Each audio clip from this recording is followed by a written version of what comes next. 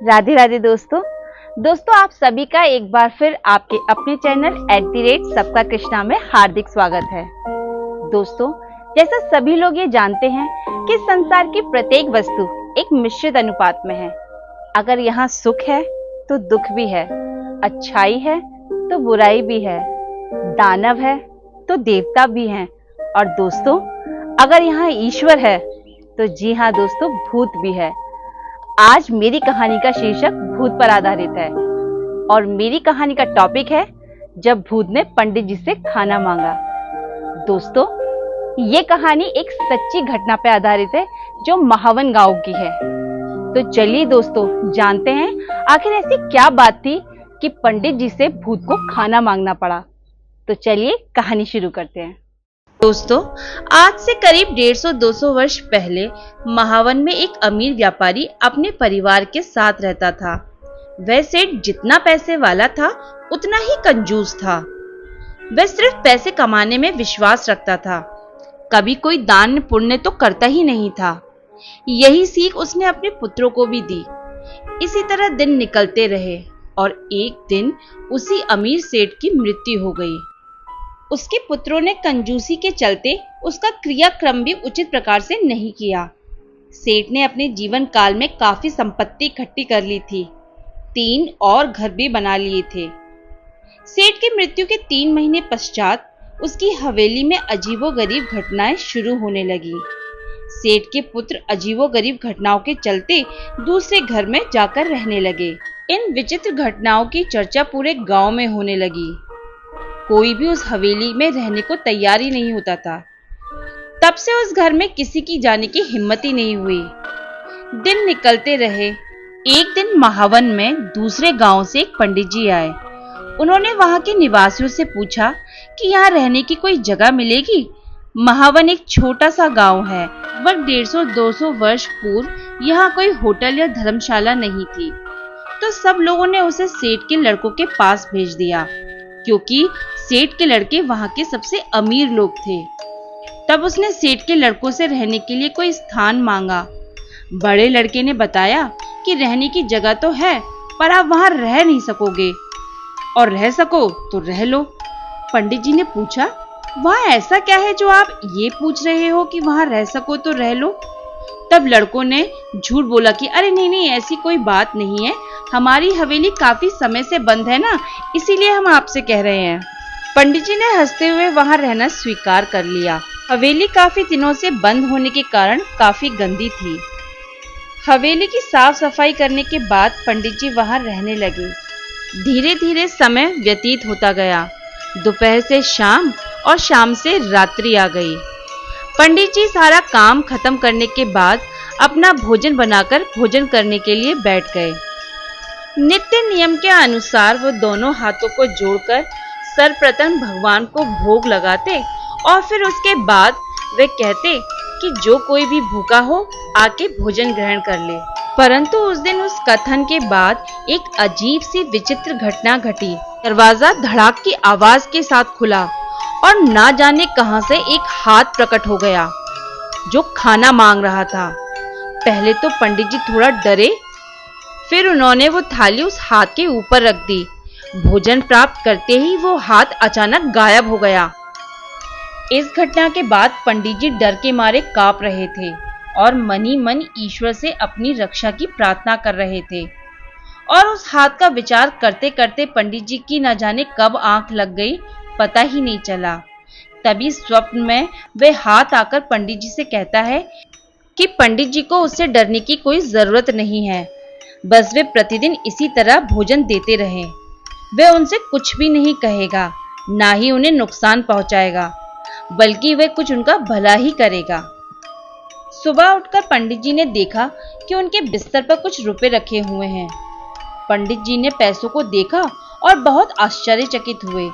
तभी उन्हें स्वप्न वाली बात याद आ गई। अब तो पंडित जी का रोज का नियम बन गया कि वे सुबह और रात दोनों समय खाना बनाते और प्रभु को भोग लगाने के बाद हाथ जोड़कर कहते कि जो कोई भी भूखा हो वह भोजन कर ले। इतना बोलते ही हाथ आता, पंडित जी उसके हाथों पर खाना रखते और खाना पाकर वो हाथ गायब हो जाता। इसके पश्चात पंडित जी अपना खाना खाकर सो जाते।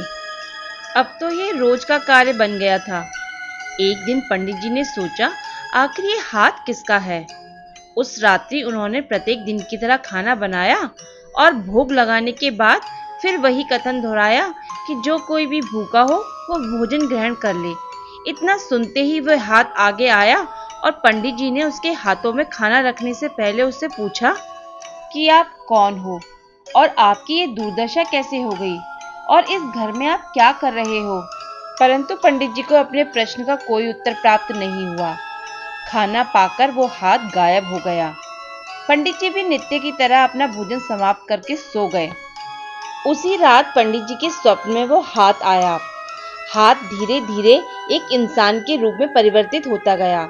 देखने से प्रतीत हो रहा था कि वो एक अमीर सेठ है। सेठ ने कहा कि मैं इस घर का मालिक हूँ। मेरा एक बहुत ही सुखी और संपन्न परिवार हुआ करता था। इस गांव का मैं सबसे अमीर आदमी था। मैंने अपना पूरा जीवन धन कमाने में ही लगा दिया और अपने परिवार को भी मैंने यही शिक्षा दी।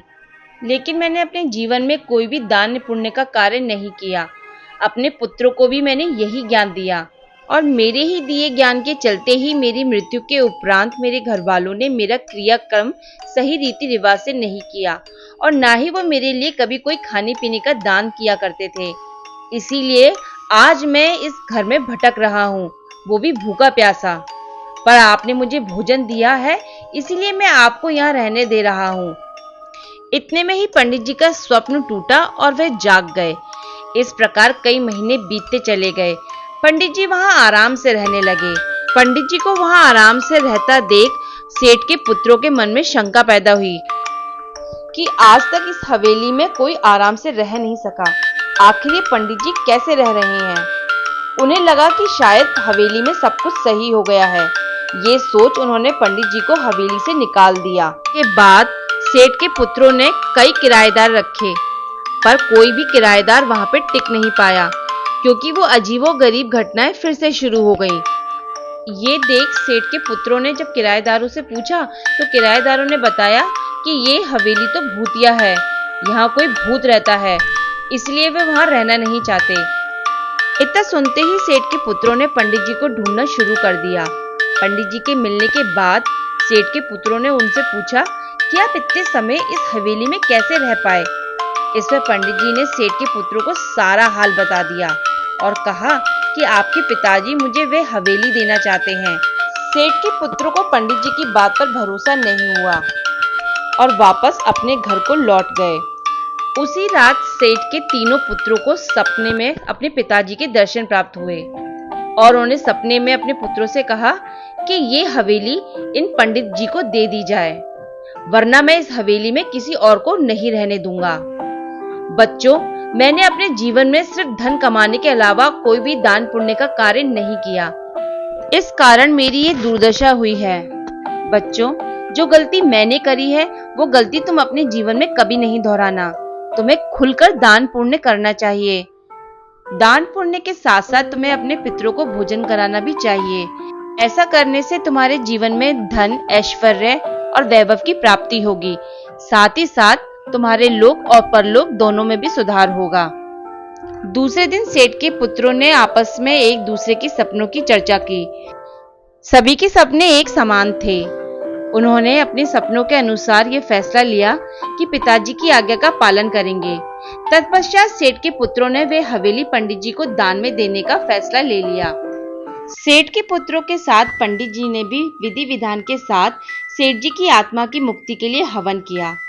हवन वाले दिन सेठ जी अब सबके सामने प्रकट हो गए और वे बोले कि मैं तुम्हारी इस पूजा से बहुत प्रसन्न हूँ।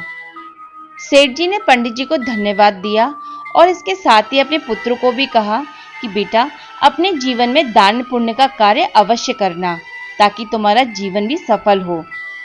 सेठ जी ने कहा कि अब मेरे जाने का वक्त आ गया है। इतना कहते ही सेठ जी अदृश्य हो गए। उसके बाद पंडित जी भी खुशी खुशी उस हवेली में रहने लगे और उसके साथ ही सेठ के पुत्रों ने गरीबों के लिए धर्मशालाएं, मंदिर, पाठशाला आदि का निर्माण किया। इसके बाद सभी लोग खुशी खुशी रहने लगे। दोस्तों, अगर आपको मेरी ये कहानी पसंद आई हो तो प्लीज मेरे चैनल को लाइक कीजिए, शेयर कीजिए और सब्सक्राइब कीजिए। जय श्री कृष्णा।